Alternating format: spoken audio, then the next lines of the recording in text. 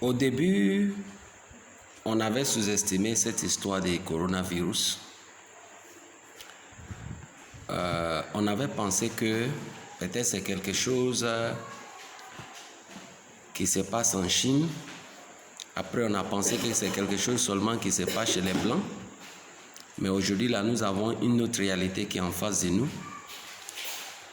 Cette histoire du coronavirus est plus que réelle, plus sérieux, mais aussi plus profond que nous pensons. Et j'aimerais nous dire, frères et sœurs en Christ, à surtout les fidèles de l'Église évangélique Révélation biblique, parce qu'il y a beaucoup de personnes qui pensent que peut-être dans une semaine, dans 2 semaines, il y en a même qui disent non, d'ici le mois d'avril, ça va passer. Franchement, ce n'est pas évident. Ce n'est pas tout à fait évident. Il se peut que cette pandémie va prendre plus de temps que prévu. Il se peut que cette pandémie va durer plus long que nous pouvons même imaginer. C'est pourquoi dès maintenant, c'est important. Et c'est sage, car la Bible nous a dit de marcher comme les sages. Nous devons vraiment espérer pour que les choses aillent mieux, mais nous devons aussi s'apprêter pour le pire. C'est ça qui est la vérité. Actuellement, ce que nous constatons, qui est une réalité en face de nous, est que le nombre des infectés ne fait qu'augmenter du jour au jour. En Afrique du Sud, les nombres des infectés ont escaladé jusqu'à 702 ou 706. Ça, c'est hier, on ne sait pas aujourd'hui là. En Côte d'Ivoire, hier déjà nous sommes à 73. Ça, c'est des chiffres officiels. Donc, quand on regarde comment les choses vont, vous savez, la foi ne renie pas la réalité. Mais la foi vient pour faire face à la réalité et pour changer la réalité. C'est ça la foi. Donc, la situation actuelle est très incertaine. Et les choses ne vont pas rester les mêmes. C'est ça qui est la vérité. Pour tous nos frères et sœurs qui étaient à l'église le 31 décembre 2019, j'avais dit à la veille de 2020 que cette année 2020 sera une année très dramatique. J'ai parlé de ça pour ceux peut-être qui ont enregistré le message. Et c'est vrai. Ce que je ne savais pas que ça sera si tôt. Donc, voici un peu ce que je peux dire ce soir concernant cette pandémie. On ne doit pas prendre des choses en légèreté. On ne doit pas penser que c'est quelque chose qui va finir d'ici la semaine prochaine. Et tel que je vois, je n'ai pas dit Dieu m'a dit, tel que je vois, cette pandémie va introduire beaucoup de changements. En ce qui concerne les données habituelles du monde, cette pandémie va changer le système dont que le monde fonctionne et ça risque même de provoquer des conflits sérieux entre les pays puissants de ce monde. Aujourd'hui, nous sommes dans notre premier jour de jeûne et de prière. Ces programmes de jeûne et de prière, parce que nous avons déclaré dès le commencement de cette année, en ce qui concerne votre église, Église évangélique Révélation biblique, que cette année, c'est l'année des œuvres du Saint-Esprit. Donc ces 3 jours de prière et de jeûne est vraiment pour ce que j'appelle la pape du Saint-Esprit, PAP, qui veut dire la présence, l'assistance et la puissance du Saint-Esprit. Frères et sœurs, nous avons besoin de ça. Nous avons besoin de la manifestation des œuvres du Saint-Esprit dans ce temps pour pouvoir sortir plus que vainqueur. C'est l'objectif de ces 3 jours de prière et de jeûne, et j'aimerais nous encourager d'adhérer à ça, de prendre ce moment de jeûne et de prière pour que le Saint-Esprit soit présent, pour que le Saint-Esprit nous assiste et pour que la puissance du Saint-Esprit soit avec nous dans ces jours. C'est très important. C'est très, très important. Ça, c'est d'abord la première des choses à faire et la chose la plus importante à faire. C'est-à-dire prier, demeurer dans la prière pour la présence, l'assistance et la puissance du Saint-Esprit, pour pouvoir échapper à ces pandémies, pour pouvoir tenir et pour pouvoir vraiment monter les ailes comme l'aigle, comme a dit la Bible. Il y a une autre disposition que je vais nous conseiller à prendre, c'est-à-dire de rester informé. Quand je parle de l'information, je vais parler de l'information authentique et l'information officielle. Nous sommes en Côte d'Ivoire. La télévision nationale, c'est RTI. Si vous n'avez pas de télévision, il faut écouter la radio Côte d'Ivoire. Parce que nous sommes en Côte d'Ivoire, je répète, pour obtenir les informations authentiques et officielles de ce qui se passe en Côte d'Ivoire.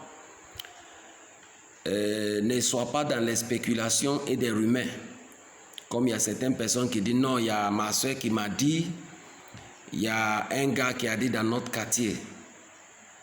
Il faut être informé et il faut être bien informé. Il y a quelqu'un qui dit que si tu n'es pas informé, tu seras déformé. Donc il faut qu'on soit très attentif et qu'on obtienne des informations pertinentes, des informations authentiques pour pouvoir suivre l'évolution de la situation. Une autre disposition que je vais nous conseiller dès maintenant, c'est de diminuer au plus minimum possible les sorties. Demain, par la grâce de Dieu, j'aurai le temps et la force pour vous parler un peu de ces coronavirus et aussi pour nous exhorter en ce qui concerne les prières à faire. Comme j'ai dit tout à l'heure, cette pandémie est profonde. C'est au-delà même de ce que beaucoup de personnes pensent. Donc, il est sage d'éviter les déplacements qui ne sont pas nécessaires. Parce que plus que tu sors, plus que tu es exposé à la contamination de ces maladies. C'est ça qui est la vérité. Ce qui me fait peur aujourd'hui là, ça veut dire que quand je dis ce qui me fait peur, ce qui me tique vraiment, est que nos marchés sont ouverts. Pour les églises et les écoles, c'est encore facile de contrôler parce qu'au moins il y a une entrée, il y a une sortie. Mais nos marchés sont ouverts, il n'y a pas de rentrée, il n'y a pas de sortie. Alors que nos femmes doivent aller au marché tous les jours. Les nombres des infectés augmentent et en Afrique ici, nous n'avons pas des infrastructures sanitaires pour contenir des infectés. Imagine ce qui va se passer dans les jours à venir lorsque nous aurons 1000, 2000, 3000 infectés. Vraiment, que le Seigneur nous garde. Mais je vais nous conseiller, les enfants de Dieu, d'être sages. N'abuse pas la foi. Car c'est la parole de Dieu qui nous a enseigné la sagesse. Vous savez, lorsque le Seigneur Jésus-Christ est né, il y avait ce roi méchant qui s'appelle Hérode, qui a décrété qu'on massacre, qu'on tue tous les enfants nouveau-nés. Et l'ange de l'Éternel est venu dire à Joseph de faire un pas de la sagesse, de prendre l'enfant pour aller en Égypte. Donc, souvent, quand on exerce la foi, on doit faire la combinaison de la foi et la sagesse. Il est bon, il est sage que les enfants de Dieu, dans ces jours, minimisent les sorties. Je suis en train d'insister parce que je sais de quoi je parle. Restez à la maison au maximum possible. Maintenant aussi, l'OMS, le gouvernement et les autres experts de la santé nous disent de laver les mains régulièrement, d'éviter les contacts physiques. Ça aussi c'est bon. On doit le faire. On doit le faire. J'aimerais dire à nos frères et sœurs de l'Église évangélique Révélation biblique et aux autres enfants de Dieu, tous ceux et celles qui croient en Jésus-Christ, notre Seigneur et notre Sauveur,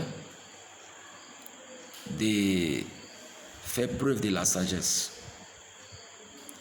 Ne pas prendre en légèreté cette pandémie. Parce que cette pandémie est réelle. C'est réel. C'est sérieux. Voici ce que je vais nous dire ce soir. C'était juste pour nous informer en ce qui concerne les programmes de l'Église et aussi de nous conseiller